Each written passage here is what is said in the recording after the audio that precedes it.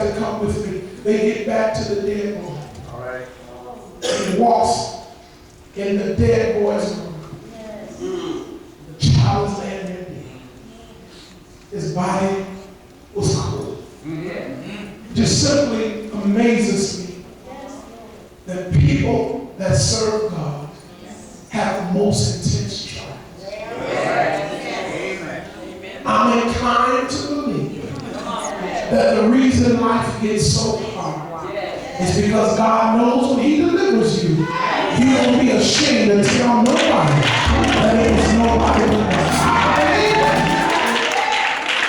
How is it that Job was described by God as a perfect and upright man? But you can't find anybody in the Bible that went through as much as Job went through. And now sometimes I shake my head at the challenges that the people of God go through. But somebody needs to understand that as well as you hear my voice right now, that God is going to bring you through whatever you're going through. You got to stop cussing, stop fussing, and stop complaining. And start declaring and decreeing that all is well. All is well. They get back to the room when the boy is dead. The prophet begins to pray. See, it wasn't in the power of the prophet, but the power was in the one that had anointed. But it's the anointing. It's the supernatural manifestation of God's presence. He said, I'm your servant. I'm your mouthpiece. You have blessed before. I need you to bless again. So he stretched the boy out. And he laid on that boy. The Bible said his breast against his breast. His hands against his hands. Y'all got to pray. His mouth on his mouth. And the Bible said the warmth from the prophet began to warm the dead boy. Y'all gonna pray with me.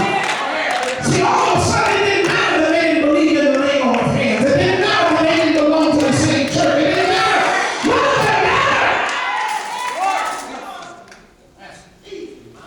Life began to spring up in that dead boy.